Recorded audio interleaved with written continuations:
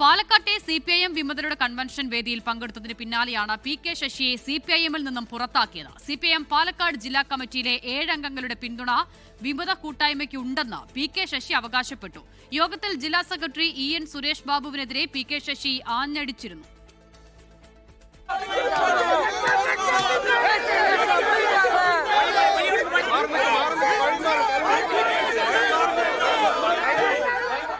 അടിമുടി CPIM രീതിയിൽ നടന്ന കൺവെൻഷനിലേക്ക് റെഡ് വാരിയേഴ്സ് ആണ് PK ശശിയെ വേദിയിലേക്ക് ആനയിച്ചത്.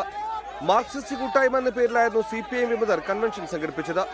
വിമതരുടേതല്ല, പാർട്ടിയിൽ അസംതൃപ്തരുടെ കൂട്ടായ്മ എന്ന് പ്രഖ്യാപിച്ചുള്ള PK ശശിയുടെ പ്രസംഗം പലപ്പോഴും വൈകാരികമായി. ഇത് വിമതരുടെ കൂട്ടായ്മയല്ല, നിങ്ങൾ മനസ്സിലാക്കണം.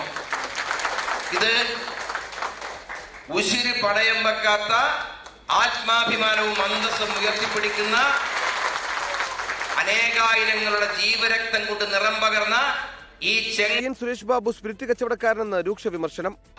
ജനകീയരായ നേതാക്കൾ ഇരുന്ന കസേരയിലാണ് ഒരു സ്പിരിറ്റ് കച്ചവടക്കാരൻ ഇരിക്കുന്നത്. അതിനെ ഞങ്ങൾ ചോദ്യം ചെയ്യണ്ടേ? ഞങ്ങൾ കാത്തിരുന്നു. ഒരു പരാതി കൊടുത്താൽ ആ പരാതിയിൽ ഒരു തീരുമാനം ഉണ്ടാകും എന്നല്ലേ പ്രതീക്ഷിക്കേണ്ടത്? അങ്ങനെയല്ലേ സ്വാഭാവികമായും ചെയ്യേണ്ടത്? നടന്നോ? എത്ര പരാതി കൊടുത്തു? വിമത കൂട്ടായ്മയിലേക്ക് CPIM പാലക്കാട് ജില്ലാ കമ്മിറ്റിയിൽ 7 പേർ എത്തുമെന്നും അവകാശവാദം.